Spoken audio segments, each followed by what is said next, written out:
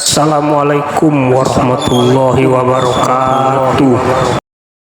Assalamualaikum warahmatullahi wabarakatuh.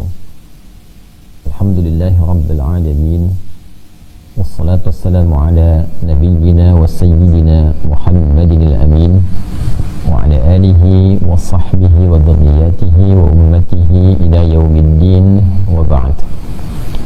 Saudara-saudariku dimanapun kita semua berada, semoga kita semua di hari ini senantiasa diberikan kesehatan paripurna untuk senantiasa konsisten menunaikan ibadah sesuai kemampuan kita pada Allah Subhanahu wa Ta'ala. Semoga Allah Subhanahu wa Ta'ala memberkahi kita di hari ini dan menuntun kita untuk menjalani aktivitas harian kita menuju beragam bentuk aktivitas yang bermanfaat dan diridhai oleh Allah Subhanahu wa Ta'ala.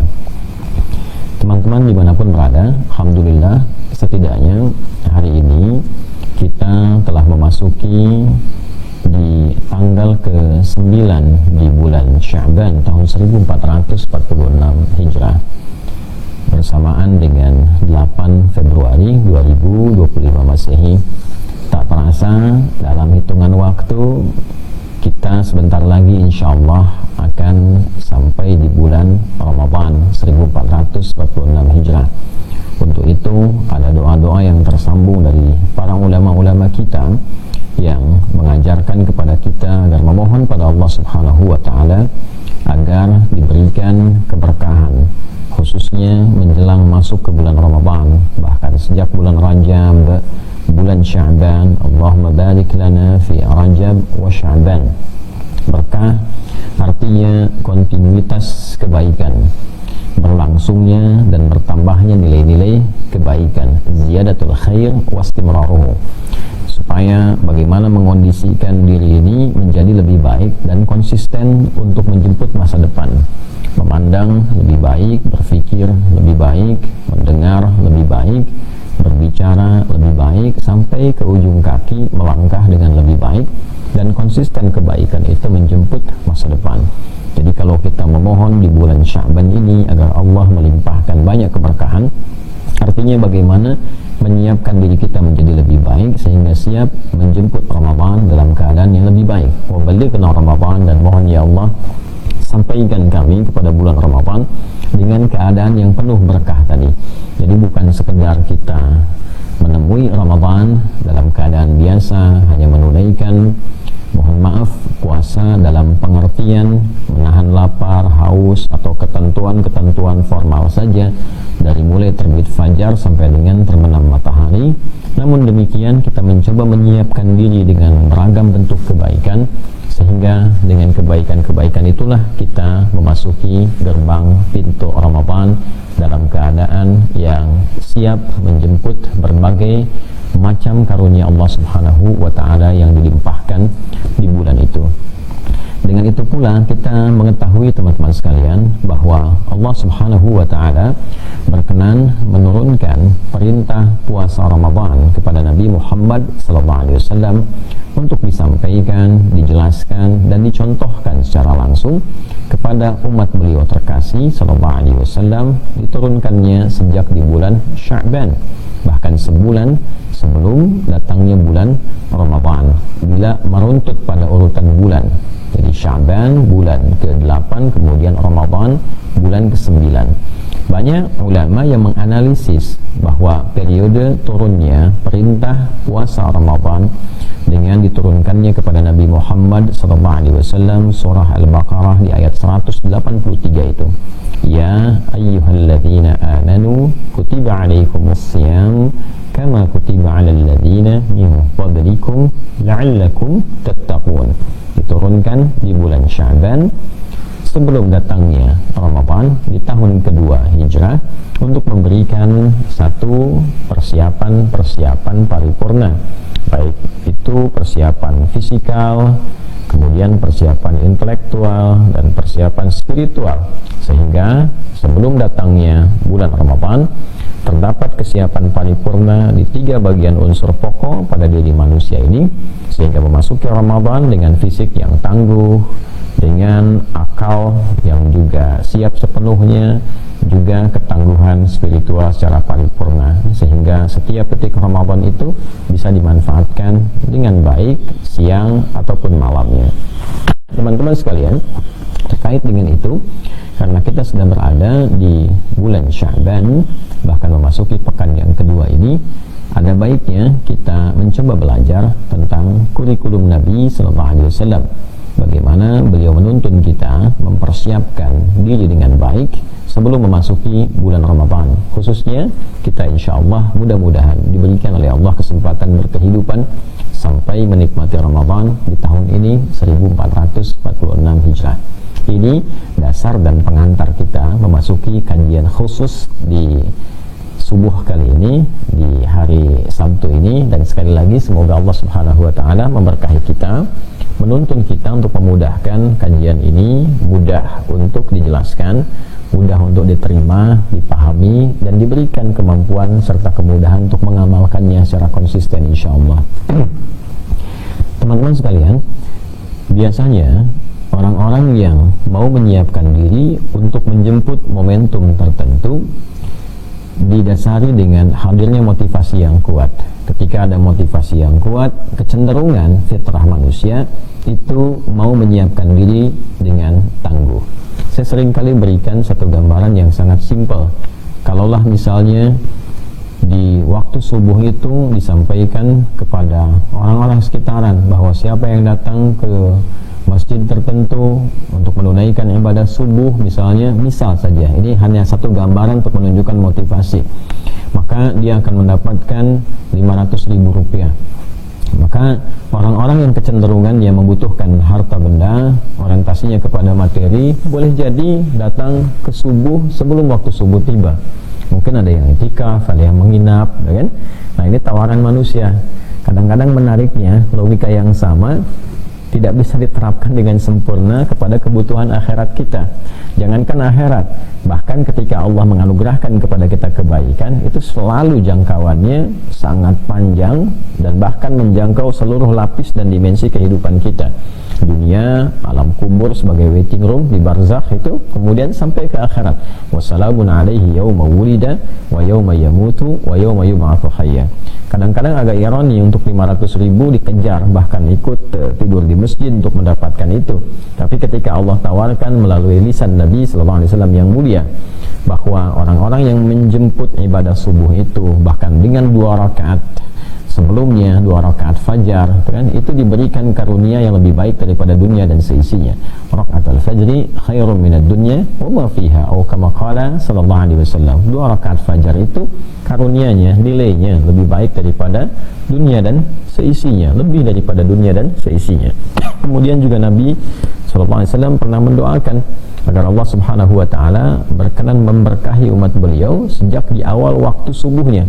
Allahumma barik fi ummati fi bukuriha, ya Allahumma barik li ummati fi bukuriha, atau kama qala sallallahu alaihi wasallam, atau fi ma'nahu, bahwa Nabi SAW menyampaikan, ya Allah mohon berkahi umatku itu di awal-awal waktu paginya. Karena itu subuh itu membawa suasana yang sangat menarik, sangat unik, sangat istimewa.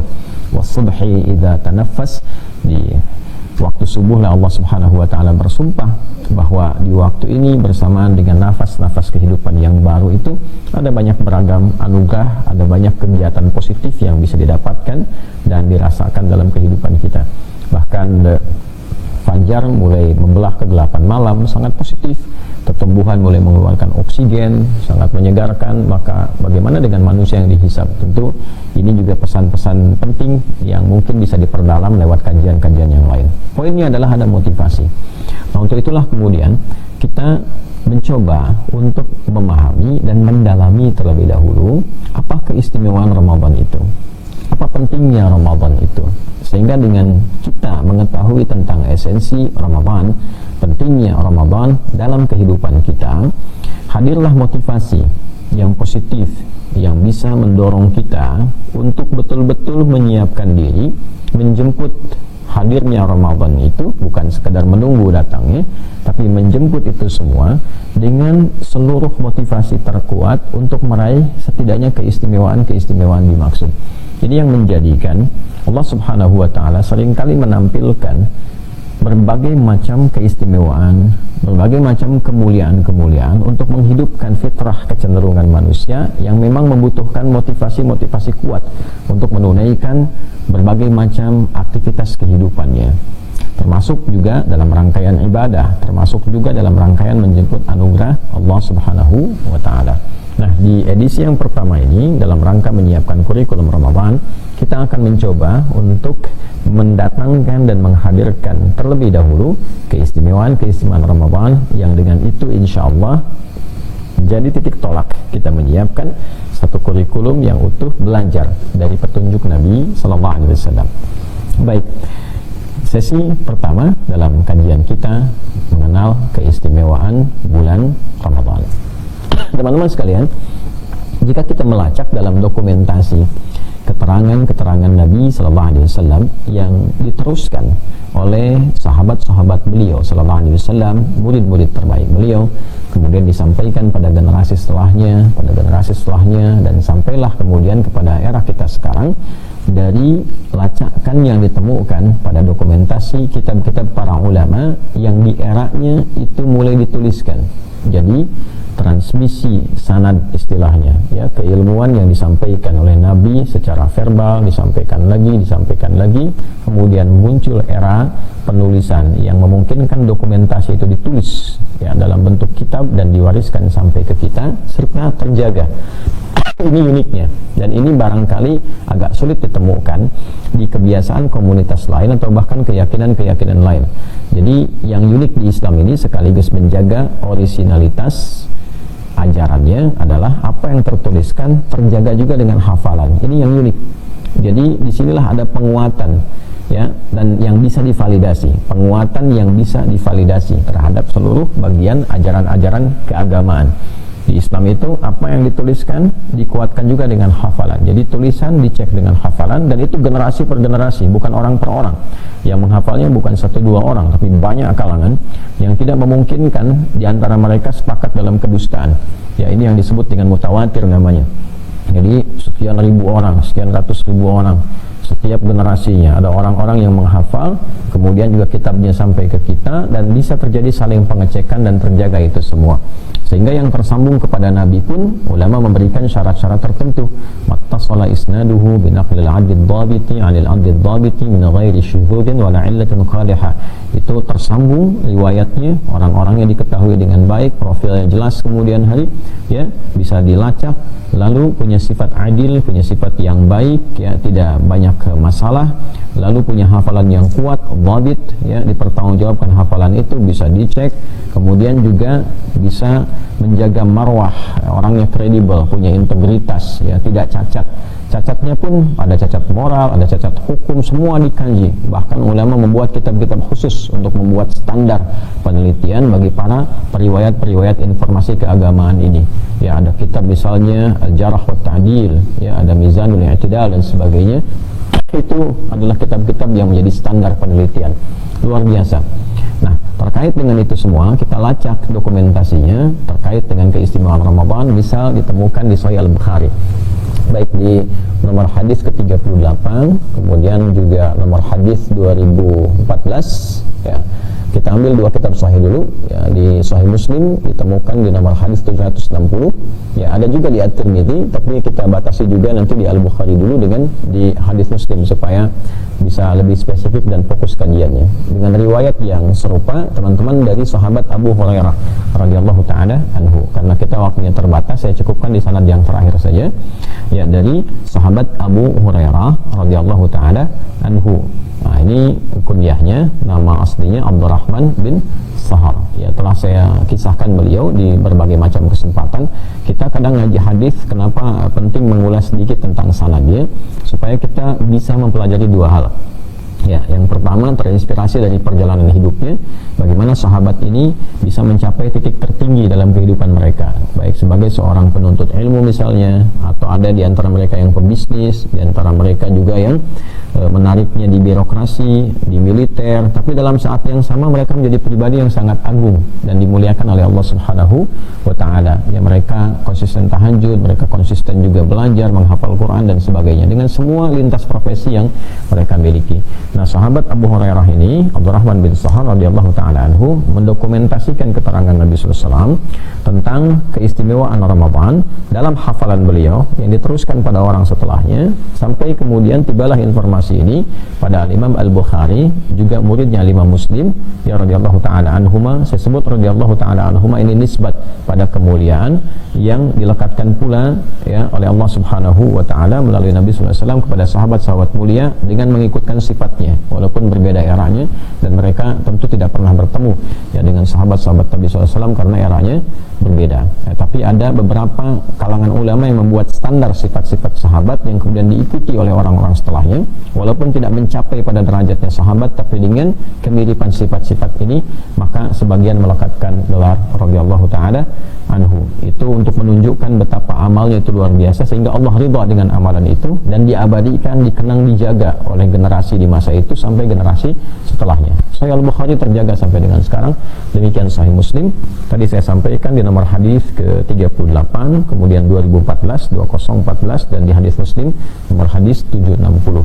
Dari Nabi sallallahu alaihi wasallam disampaikan oleh Nabi sallallahu alaihi wasallam, man qama, atau kita mulai dari somanya dulu, man shama ramadhana imanan wa ihtisaba ghufira lahu ma taqaddama min dhanbi wa man qama lailatal qadri imanan wa ihtisaba ghufira lahu ma taqaddama min dhanbi.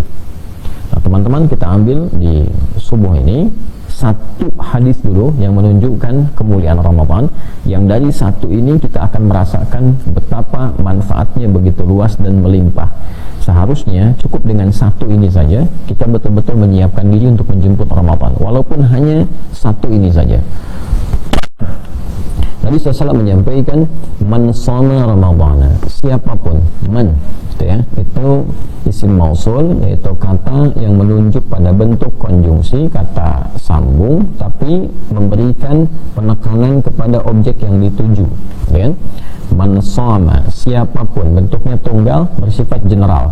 Jadi seringkali saya diajarkan untuk berbagi, ketika menemukan kata man ini, rasakanlah ini untuk kita secara personal, walaupun tawarannya general. Jadi tarik ke dalam sifat personal, personifikasikanlah kemudian kata itu kepada diri kita. Jadi kalau tarik misalnya ke pribadi saya, Hadi Hidayat, kan, hey fulan, hey fulana, tawarannya spesifik, seakan-akan Nabi itu mengkhitab, mengajak bicara kepada kita secara personal, tapi ditawarkan secara general, ya, terbuka untuk siapapun. Karena itu kita terjemahkan siapapun, hey. Tapi ketika kita baca, bawa ke dalam nuansa diri kita, hey Hadi Hidayat, hey fulan, hey fulana, tarik, ya. Shoma Ramadhana, siapapun yang menunaikan puasa Ramadan. Nah, ini menjadi bentuk madhi untuk penguatan. Jadi kalau kita nanti ke ilmu balaghah, ada namanya i'tibar ma yakun, ya, disebutkan dengan bentuk kana, tapi untuk mengambil makna yakun disebutkan dalam bentuknya pasif, ya, bentuk aktif, bahkan aktif yang madhi, past tense, ya, past tense. Jadi disebutkan dalam bentuk yang terdahulu, atau di dalam gramatikal bahasa Arab itu past tense juga bisa memiliki dua arti lain, infinitif, yang kata kerja asal, sekaligus juga taukid untuk penguat, ya. Tapi yang dimaksudkan untuk makna yang berikutnya, bisa makna future, ya, yakun, makna mudhari'. Jadi ketika disebutkan man shoma, Nabi tidak mengatakan man yasum, tapi dikatakan man shoma, siapapun yang menunaikan puasa. Kenapa menggunakan bentuk fi'il madhi? Kita bahas pelan-pelan untuk mendapatkan kedalamannya, untuk menekankan dua hal.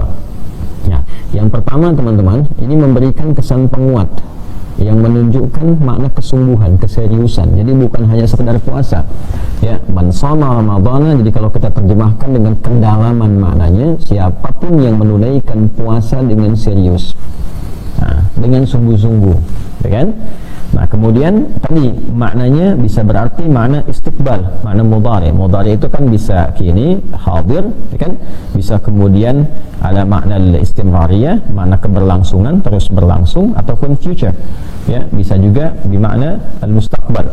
Jadi kalau di bahasa Inggris kan bisa berarti present, continuous, and future. Ya, jadi bisa kekinian, bisa terus berlangsung, bisa future untuk masa depan, mustakbal. Jadi kalau kita pahami dengan makna yang kedua, siapapun yang menunaikan puasa Ramadan dengan sungguh-sungguh, nah ketika kalimat ini disebutkan, ini berlaku satu isyarat untuk menyiapkan ke Ramadannya. Nah, sekarang kan bi'tibari ma yakun akan dikerjakan, ya. Jadi sekarang belum tiba Ramadannya, sekarang masih Sya'ban, ya kan?